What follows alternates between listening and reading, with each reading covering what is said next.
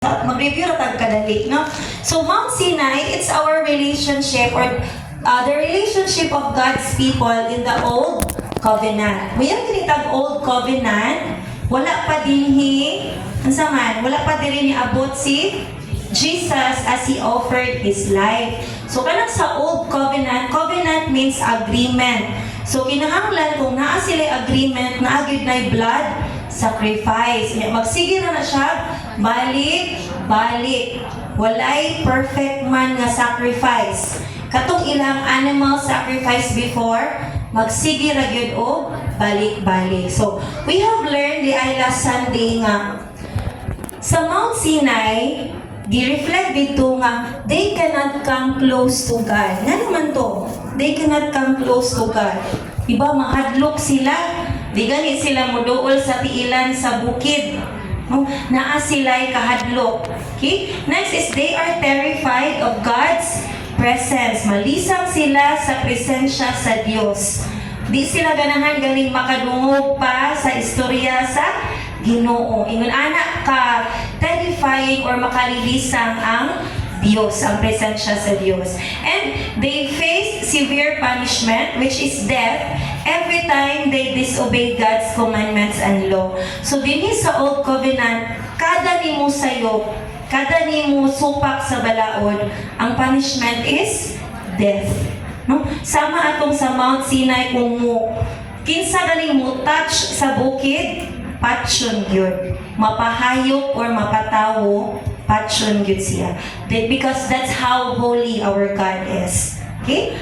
So, last time, that's in Hebrews chapter 12, verses 18 to 21. So, mauni siya na, the privilege of freedom. So, gitawag siya privilege of freedom tungod kay pribilehiyo ni nato karon kay wala ta nakasinati sa gisinati ni adtong Old Covenant. Okay? Wala ta kasinati sa gisinati sa mga Israelita. So, first day is free from being far from God's presence. Layo pa ba ta diha sa presensya sa Dios? Layo or dili? Dili. Di ba? Anytime, anywhere, pwede na tang musangpit sa ngalan sa Diyos. Amen? Amen. Sunod, ingon siya diri, we are now free from the fear of God's presence. O sa una, kung mahadlok sila sa presensya sa Diyos, karon imbitaron nato ang presensya sa Diyos. Tinuod?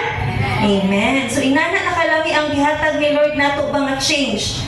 Muna siya kausaban nga angay natong pasalamatan. And the third one is free from facing God's punishment. Kung saan nito yung Romans chapter 6 verse 23?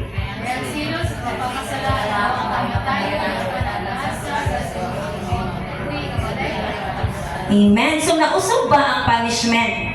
Wala. Na Romans naman na, di ba? Ang Romans is in the New Testament. Nausog ba ang bayad sa sala? Wala. Ang bayad sa sala, kamatayon ra gihapon. Apan, giwala siya kutob sa kamatayon because na ay apan. Okay? The gift, kung sa man to? For those na mutuo ni Ginoong Jesus, kung sa man? Dili na, wala na taan na nga punishment. Gikuha na ni Lord na to. So, muna atong pasalamatan nga, gikuha ta gikan dito ni Lord. Wala ta niya gipasinati. Iyon ato ba nga experience. So, pasalamat po ta sa atong mga older generations, no nga, sila yung tawag mo kayo nag-antos para nato. Sa pila katuig nga saad, no? Nagwambit sila, nagkupot-bit sila sa saad sa Dios. Hangtod na lang sila nangamatay, nangapo, o nanganak pa nila mga apo. Hangtod kita. No? So, taas kayo ang line of generation ba nga, daghan ang nag-suffer. So, pasalamati nga, ikaw na ay nag-suffer para nimo. And most of all, ang nag-suffer good maayo is the Lord Jesus Christ. Amen? Sige, so padayon na ta. So, thank you Lord, no? Kay naa na tayo freedom ato dapita. So now, padayon ta sa Hebrews chapter 12, verses 22 to 24. Sige, atong adamon ko sa atong Biblia. Nana siya sa New Testament. Sige, ito sang ipakli. Or kung naamoy mga cellphones, digital naman din mo, no? Sige, open na. Ako nabilin, yun ako ang mga kagamitan. Ako'y cellphone. Sige, Hebrews chapter 12. Alita sa verse 22 na ta. Okay, so humana na ta sa Mount Sinai. So, alin na ta karon, gitawag ni siya, ang ato ang pag-iskutan karon is sa word ni Lord is the privilege of eternal joy. Sige, so sa di po tayo magsugod sa atong word karon, akong gihangi ang tanan sa pagtindog. Yes, Okay? thank you, Lord. And we will pray. Sige, atong hidugo ang atong mga ulo. Father God in heaven, in the name of Jesus, Lord God. Lord, we ask for your Holy Spirit, Lord God, to be with us, Lord God. Lord, we ask for your presence, Lord God, to give us the wisdom that we need, the knowledge, Lord God, to understand your word. Lord, we pray, Lord God, that you will open our eyes, open our minds, and open our hearts, Lord God. Speak to us this afternoon, Lord God. Lord, pakigsulti ka na mo, Lord God, nga Lord, kami, Lord God, mabulahan sa imong mga pulong, Amen, Lord amen, God. amen. Lord, we pray that as you bless us, Lord God, we may also bless our whole family, Lord God, and the people that surrounds us, Lord. Panalangin ang imong pulong, Lord God, kung kini, Lord God, magagiya ka na mo, Lord God, for the whole week na mo karon, Lord God, and for the rest of our lives, Lord God. Lord, salamat, Lord, sa imong kaayo, salamat sa imong grasya, sa imong kaluoy, diri ka na mo sa imong gugma, Lord God. Daghang salamat sa tanan, Lord God. Kining tanan, among gipasalamatan, ug among gidahig, pinaagi sa imong ngalan, Ginoong Jesus. Amen. Okay, manglingkod ang tanan. Okay, ato lang i-open ang atong Bible. Let's have Hebrews chapter 12, verse 22 to 24. So kaning, last time, it's the privilege of freedom, kagawasan. So gitagaan tag kagawasan ni Lord na wala ta mahiadto ato nga bukid sa Sinai. Di ba? Kaningan man to siya dito, but, di ba, wala pa ibadri ang but, you have not come. So, kanang you have not come, wala mo mituol. So, wala ta dito. No? Ingon din wala ta ni adto sa bukid sa Sinai. Nga naatay, mahadlok pa ta mo duol ni Lord. Layo kay si Lord nato. Karon gipaadto ta ngadto sa lain nga bukid. No? Gusto to gad ito last time, kana nga bukid gipoint ta sa lain nga bukid. Okay? So, unsa man kahani nga mountain? Okay? So, verse 22, atong dunganan pagbasa. But you have come to Mount Zion, to the city of the living God, the heavenly Jerusalem. You have come to thousands upon thousands of angels in joyful assembly. Praise the Lord. Bisaya, apan ang giduol ninyo mao hinuon ang bukid sa Zion ug ang syudad sa buhing Dios, ang langit ng Jerusalem uban sa linibo ka mga anghel niini. Amen. Wa palakpakan sa to si Lord. Kung asa ka gidala ni Lord, ha? Maganahan mo balik ko na kung asa gidala tong sa una? Asa inyong ganahan? Kato or kani? Diba? Kung ato yung tanawon ba, ayaw na po lamang ipabalika dito. Kung atong ako lang basahon siya for those, especially for those nga wala last Sunday, nga man na silang nangalipay ang verse 22. Kaya nga naman, last Sunday, 18 to 21, gidescribe diri ang bukid, diri sa ato ang last time is, usa siya, wala ka mumuduol sa usa ka bukid nga mahikap diin ditoy nagdilaab nga kalayo. Kangit-ngit, kangiog og bagyo. Na, wala ka mumuduol sa dapit nga may lanog sa trompeta o usa ka tingog nga sa pagkadungog sa mga Israelita sa maong tingog nangaliyupo sila sa Dios nga mohunong na unta kini. Kay wala sila makaantos nga maminaw sa mando nga nag-ingon, bisan ang mananap nga motunog sa bukid kinahanglan batuon gayon hangtod mamatay. Makalilisang kaayo ang tan-awon nga tungod niini, mingon si Moises, nalisang ako og nagkurog. So mauna nga bukid ang unang gi-describe atong Sunday, which is unsa man layo na kayo sa gihatag ni Lord nato, no? Kana bang gitudlo kita ni Lord kung asa ang labing maayo. Okay? Niingon siya dinhi, but, unsa man ang but? But, kaya ganing but, meaning, saan mo na? Sige, opposite. Di ba? Opposite. But pasabot, you have not come, so wala silang iduol. But, you have come. So, maayo kaha ni ilahang napilian nga bukid, but you have come to Mount Zion. So niadto sila miduol sila sa bukid sa Zion. Okay. So ato sang binagsaon. You have come to Mount Zion. So Mount Zion din represents the new covenant. Okay, kay old covenant man ang Mount Sinai. And Mount Zion is not a physical mountain nga atong makita. Though naapoy Mount Zion gyud sa Jerusalem, but kani nga passage diri is wala siya gahisgot sa bungtod gyud nga mahikap nato nga Zion. Okay? Kani siya, it is a spiritual mountain and the city where the living God dwells and reigns. Wow, lami kayo no? No, makapanimbalot kay balibo nga maudi ni ang syudad kung diin ang atong buhi nga Dios nagpuyo ug naghari. Amen? To the city of the living God, wherein believers of Christ are called to live in the city of the living God. Amen. Wow, lami kayo. Nalipay mo na wala. Lami kayo. Ano man, gitawag di ay ta. No? Wala day tagi paadto dito sa kangiog o kangit-ngit. Kay kabalo si Lord nga dili po to nato kayang malagpasan. Kay bisag unsaon nato paningkamot, di gyud ta katuman sa balaod. Makatuman mo sa balaod? Kisa may naka-perfect sa 10 commandments. O katong 600 plus nga mga laws. Wala. So kung katay atong agdon, makalingkawas bata sa kapungot sa Ginoo? Dili. Kay katong nga bukid, kuan man siya, di man nato kaya nga kita mo'y maningkamot para kita mahiduol sa Ginoo. Okay, so dinhi is gatawag si Lord, no? The believers of Christ are called to live in the city of the living God. So lami nanay giandam si Lord nga syudad para sa mga magtotoo. Okay? So the heavenly Jerusalem, mga ganina nga, ang Mount Zion, dili tong Mount Zion nga makita nato sa Jerusalem, but it is the heavenly Jerusalem. It is a place of eternal peace, joy, and divine presence. It represents the ultimate destination and the current spiritual reality for believers. So, unsa mo gyud itong ultimate destination? Unsa mo gyud itong gipangandoy? Nga kita makikuban sa Dios dito sa langit. No? Muna gyud ini ang gipakita dinhi, the heavenly Jerusalem. So, you have come asa tani adto to thousands upon thousands of angels in joyful assembly. Daliman ka ana na daghan day paabot didto nga mga anghel. Linibo nga mga anghel nga dili nato maihap.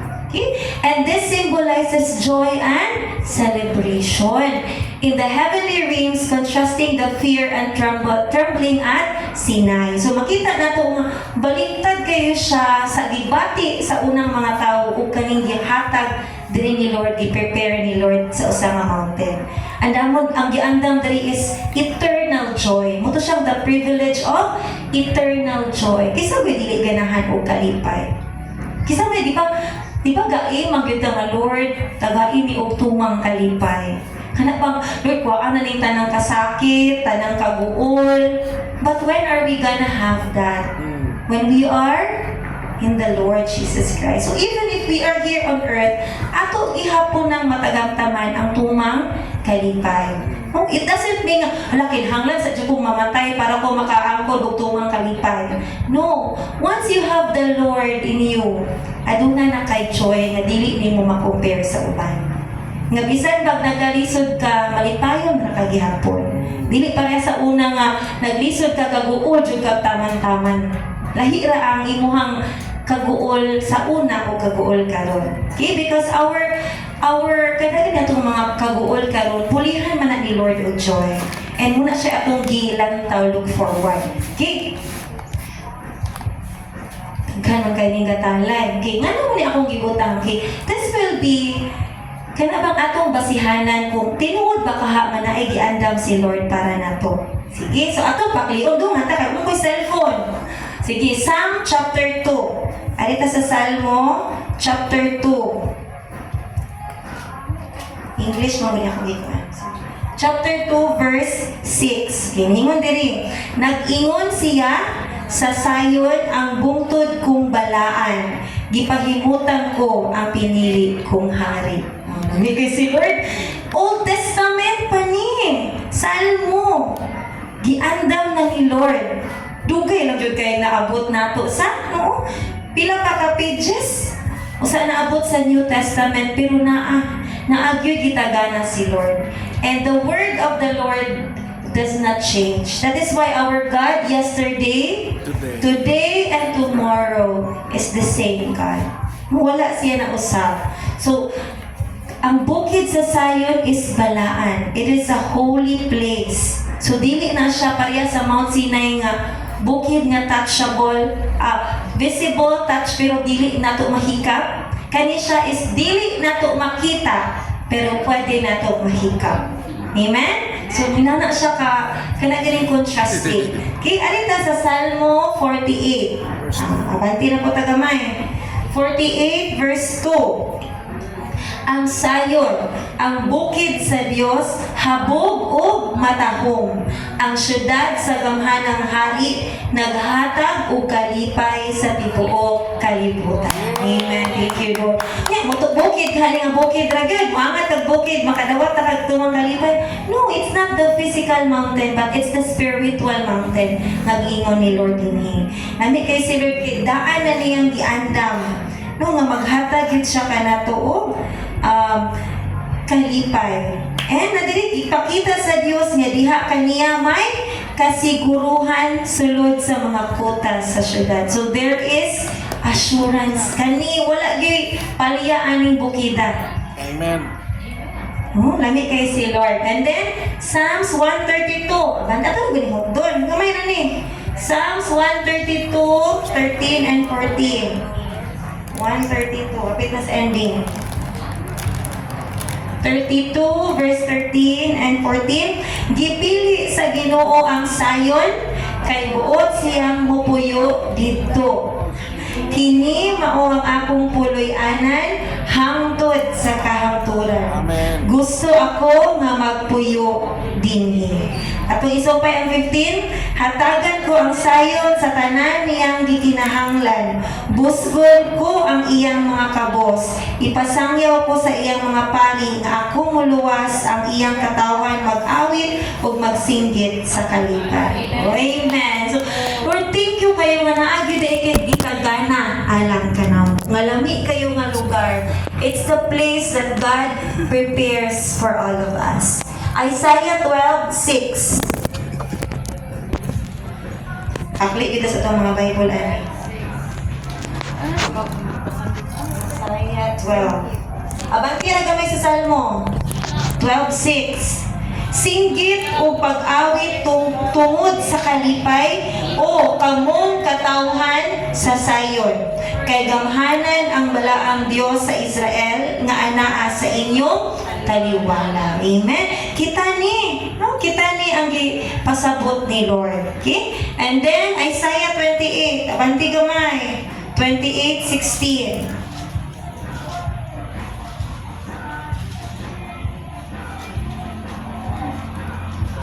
Busa, nag-ingon ang Ginoong Dios, ipahimutan ko sa sayon ang usa kasukaranang bato nga nasulayan na sa kalig-on.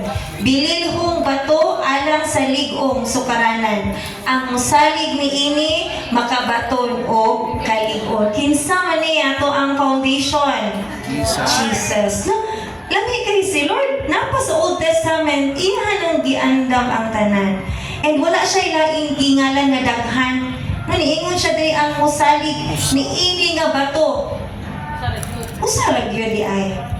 And no one else. Mauni siyang iyang gi-ready. That is why naabot ang panahon nga iyahag yung gitugyan ng iyang anak para diri ka natong tanan.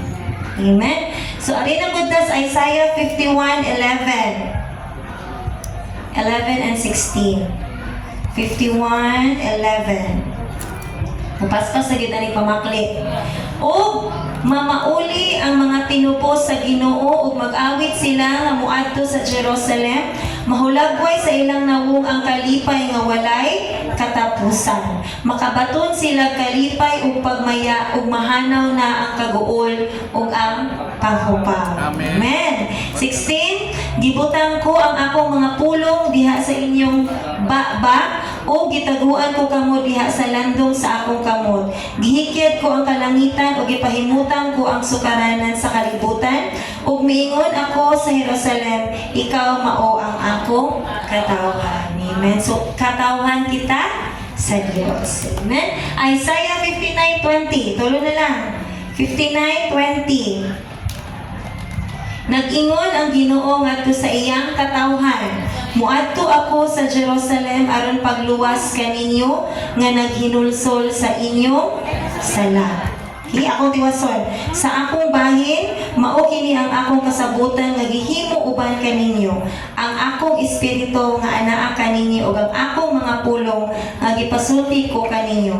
Dili gayud mawala diha sa inyong baba o sa baba sa inyong mga anak ug mga apo. Sukad karon ug hangtod sa kahangturan. Okay. Old Testament pa siya pero naghisgot na siya sa balaang espiritu. Nga iyahang ithatag pod after the Lord Jesus Christ will go up in heaven.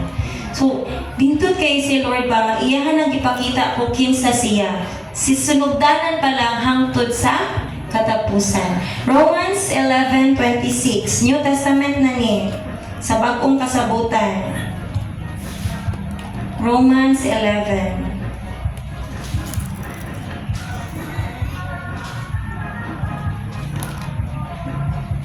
11:26.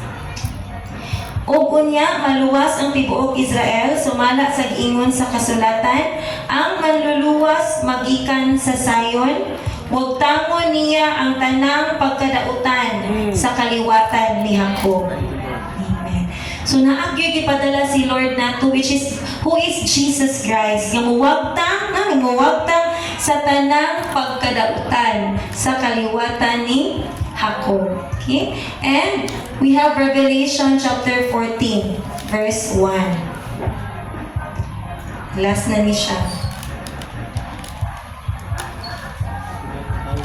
Gipadayag ni siya sa Bisaya.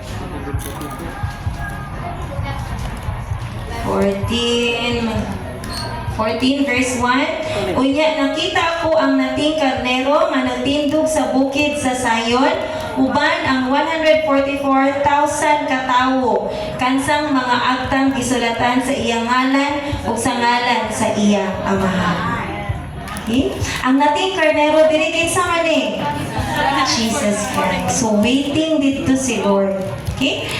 So alita mapadayon that these are verses nga magpamatuod nga Mount Zion exists spiritually even in the Old Testament hangtod sa New Testament. So first point na to, it means that we are invited together, diba, with thousands of angels into a joyous celebratory relationship with God. So kaning first point na to is mupakita ni siya sa atong privilege sa eternal joy. Unsa kaha ni siya, okay? Invitation to the kingdom of heaven. Okay, so the first point there is invitation. Ano ba ang invitation? Giimbitar. No? Muna'y gibuhat ro ni Kristo natong tanan. Amen. Okay? Giimbitar ta niya. It's inviting. Pero, dili ta ng invitation, mo yes, manta, or mo no, man ng uban. Kasulay mo lang na may giimbitar sa inyong birthday.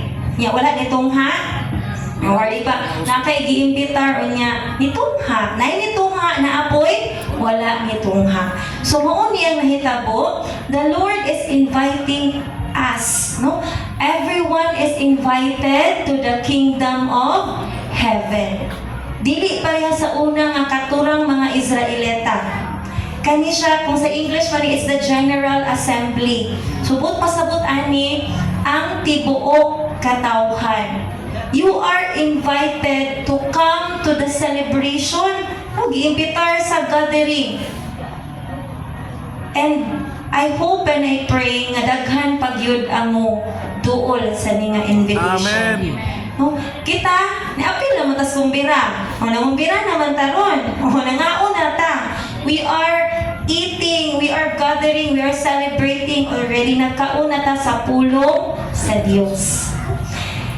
And I pray po, no, nga kanabang this invitation, muingon na gyud tong uban po og yes to this invitation.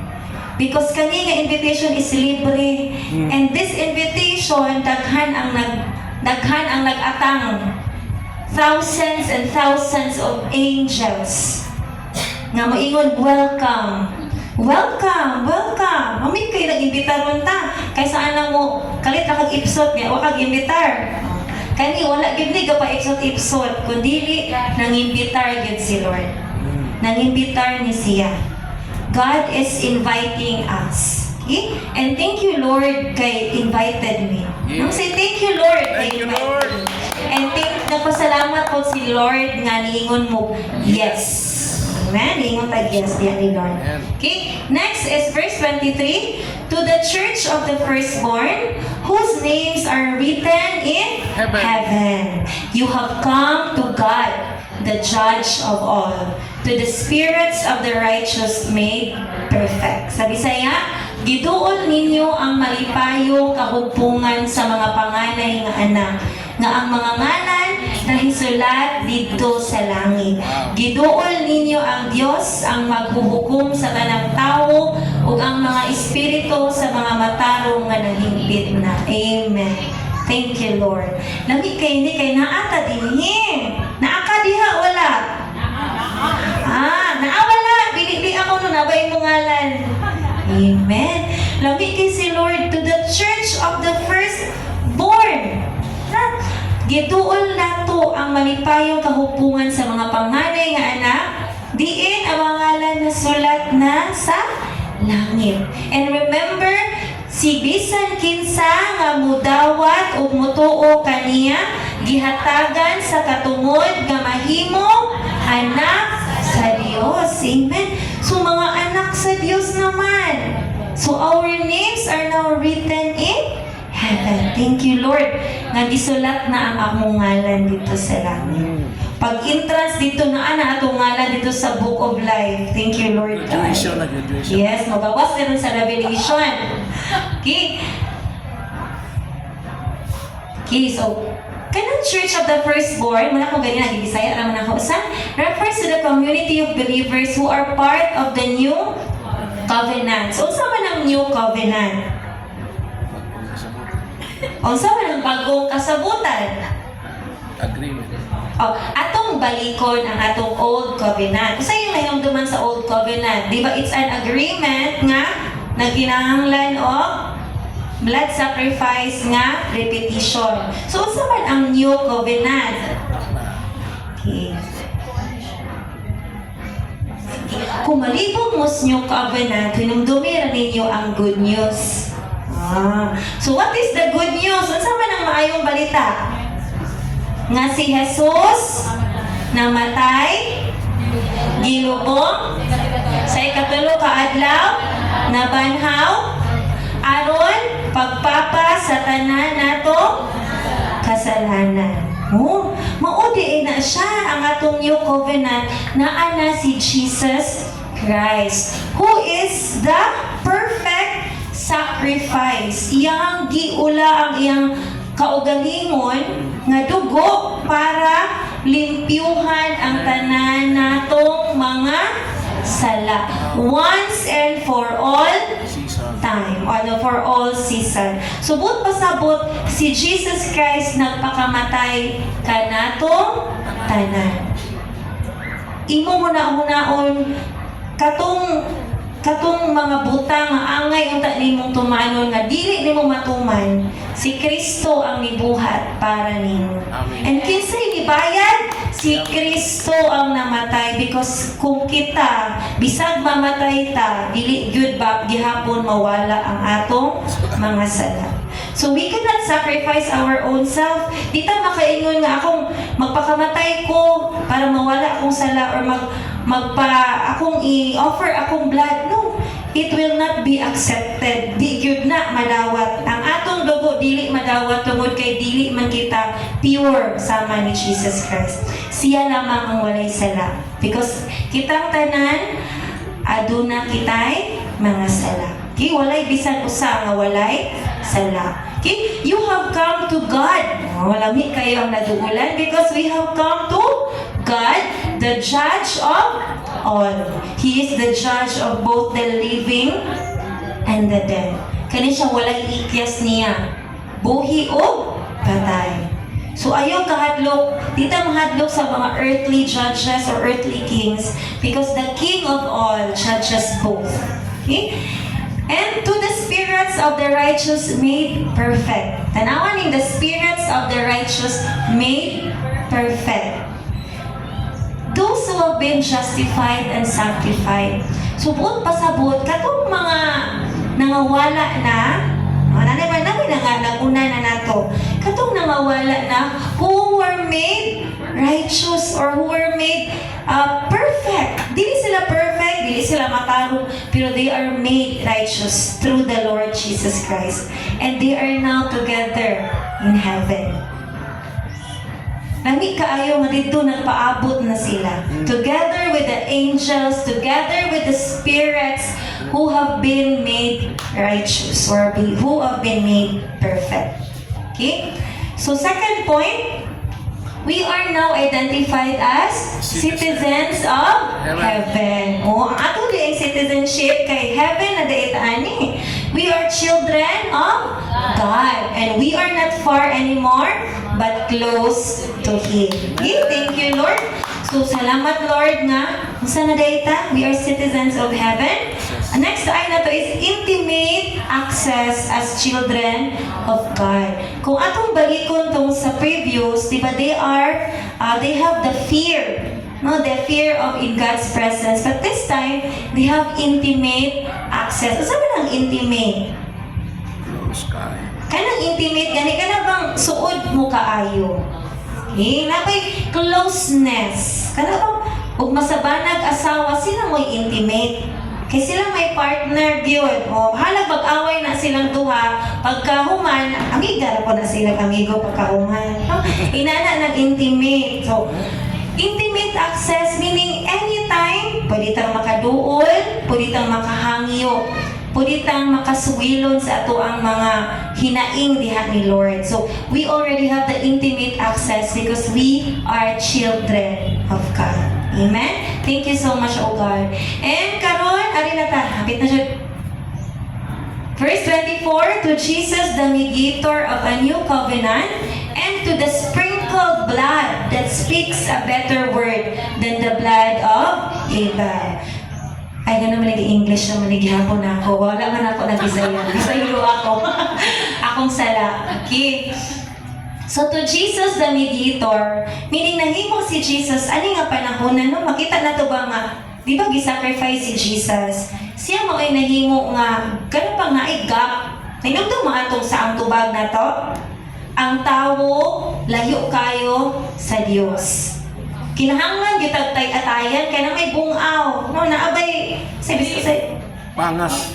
cliff o kana pangpang. Ya di mo takalabang. So we need Jesus. So Jesus serves as our bridge or our mediator para ta nga makaduol ta sa Dios. Because Jesus is holy and God is holy. And we are not holy. So we have to be covered with Jesus' holiness. So and to the sprinkled blood that speaks a better word than the blood of Abel. So, kanang dugo din ang dugo ni Kristo is dili lang na siya nato ang ibang ibaliwala. You know what? Ang blood ni Jesus Christ speaks better than the